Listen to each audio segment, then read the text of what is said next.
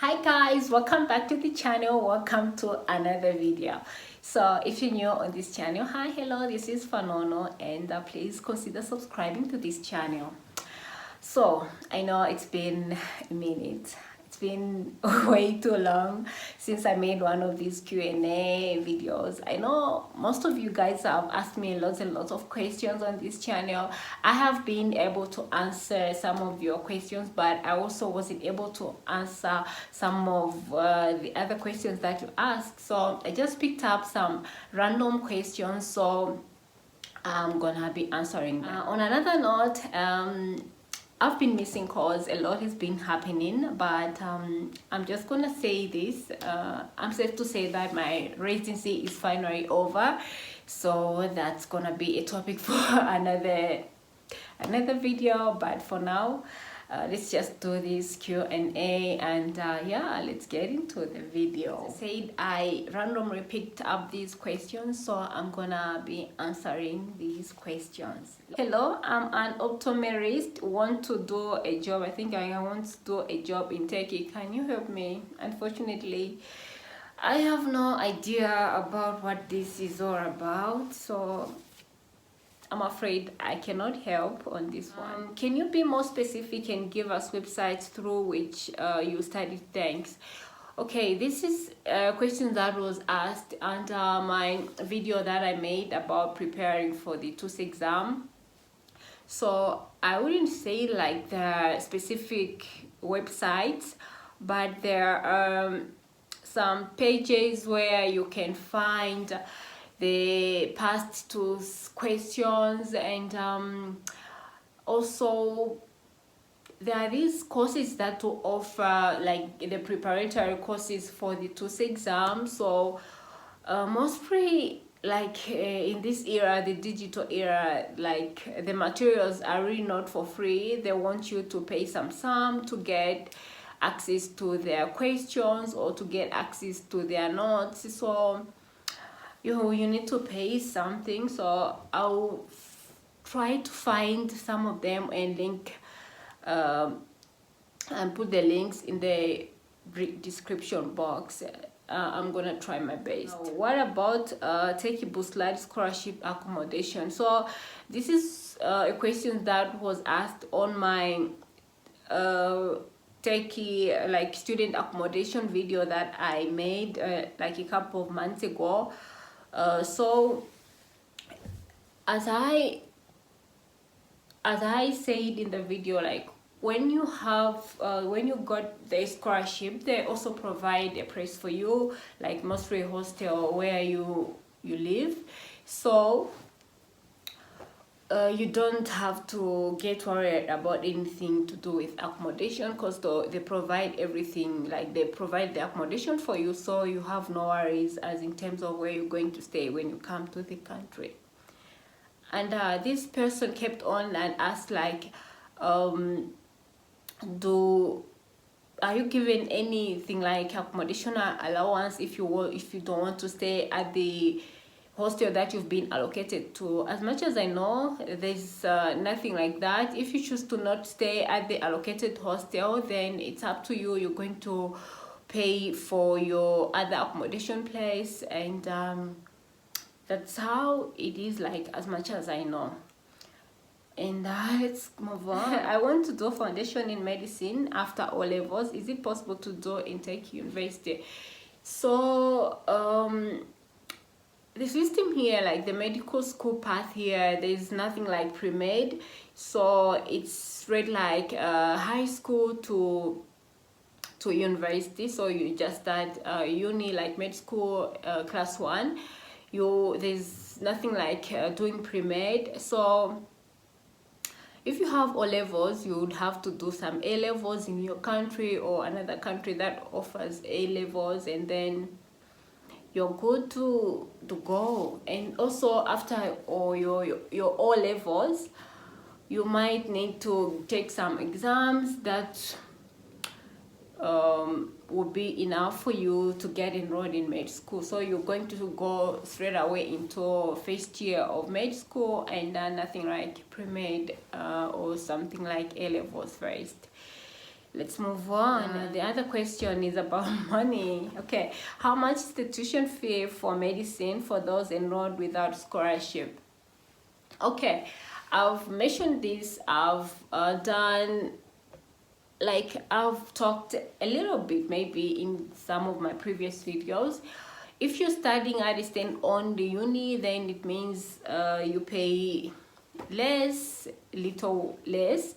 But if you're studying at a private uni, then that's a lot of money that you're going to pay. And medical school is really expensive. So if you're studying at a government-owned uni, let me see, the fee might be something like maybe 40 Turkish liras, like maybe an academic year, I think so. And private uni, I think I heard that it's around 20 or 30,000 US dollars, like a year.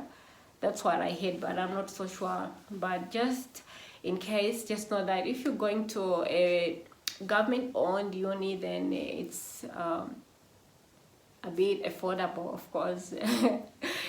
Med school is expensive. Let's move on. Can foreign doctors open their private cabinet in Turkey?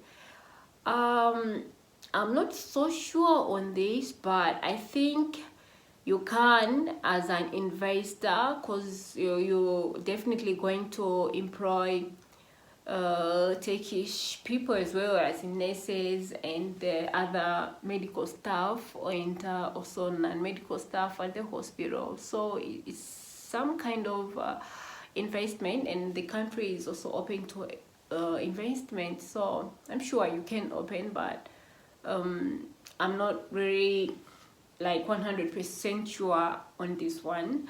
So I need some research maybe. I've completed 4 years of medicine in Cuba. I'm looking to transfer to Turkey. Do you know of anyone who can help me? Oh my goodness. About the transfer, like med school, I definitely have no idea. But some time ago, I met this other person from Iran, and she told me she studied like the first 3 years of med school in her country, and she came to Turkey to complete she studied like from 4th year. I don't know the process really, but research too has to be done, of which I'm really not sure about that. But as far as I know, Cuba and medicine is way progressed. So I don't know why do you want to come and complete your medical school in Turkey? Maybe it would be some kind of complicated process, I think. So like in my case, I would prefer maybe just completing the medical in the country that I studied, rather than going to another country where I don't even know the system. Anyways, that's just my opinion, but I don't know. You might have your own reasons to transfer to this country, of which I don't know really. But anyway, let's move on to ask, do you have an obligatory work after residency as a foreigner?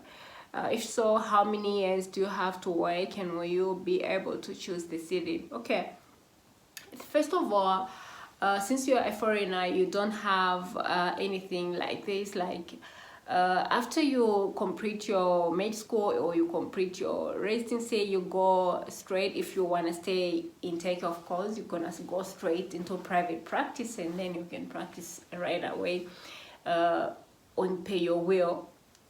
But when it comes to our Turkish colleagues, after they complete like the med school, after the 6th year of med school, they definitely have to go for this obligatory work that's offered by the government, which is at least 2 years.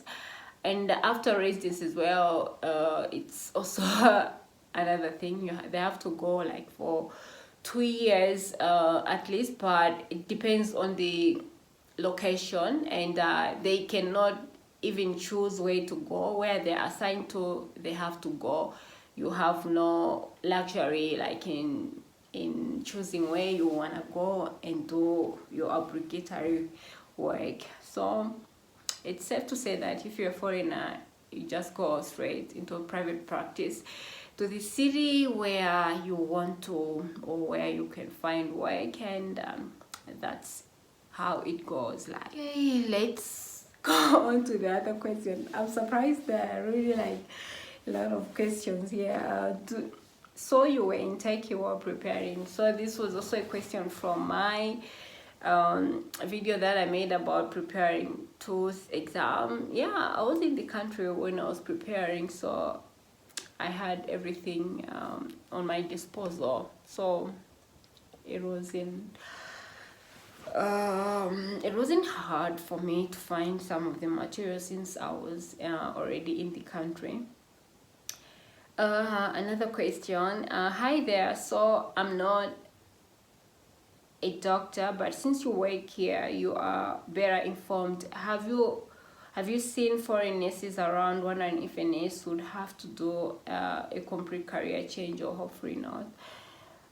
In terms of complete career change, that's if you want to study in another department at the uni, not like anything other than maybe nursing school. Okay, you can do that. It's according to your choice. But when it comes to foreign nurses working in their hospitals, I haven't seen any. I'm afraid I haven't seen any. So I don't know. I don't think foreign nurses do work, but maybe they do. It's something that I really don't know, but yeah, that's the reality. Can I do the TOEFL exam 3 years after graduation? Can I do the exam multiple times? For sure, there's no any limitation as to when you're gonna do the exam after you graduate from med school, and it's up to you the number of times you want to take the exam. So you may take the exam 6, 10 times, 20 times. Nobody is going to say anything to you. It's just up to you, and it's according to your choice, because some people might take the exam, they get enrolled in a department and they don't like it, and then they have to quit, and then they go to take the exam again, they quit, they take the exam again, they quit. Like, some people just do it that way, and it's just up to you. Nobody will tell you no, you're not capable of taking the exam anymore. It's not like that.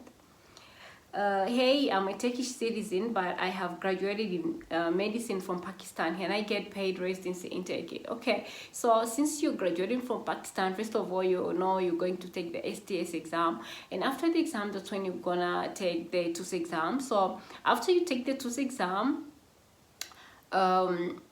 since you're a Turkish national, you're probably going to get into residency as a Turkish citizen, and then yeah, you're going to be paid during your residency like the other Turkish people are being paid. So nothing to worry about.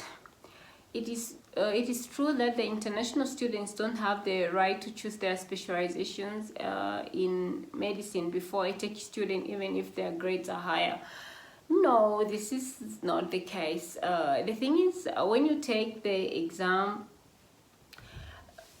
it's if you're a foreign med student, and then it means you are going to compete with your fellow foreigners.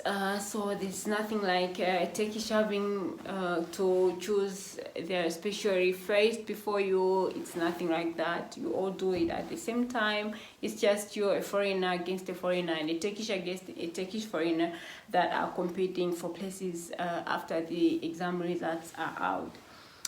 Okay, yeah, so we've come to the end of this video. I hope I have answered some of the questions that you guys have been curious to know the answers. And if you have so many other questions, feel free to leave the questions in the comment section down below. I'll be more than happy whenever I have time again to sit down and make a video answering some of the questions that you guys have asked. And until in my next video, I'm just gonna say, please like this video, don't forget to subscribe to this channel as well, and share it with your friends. And bye.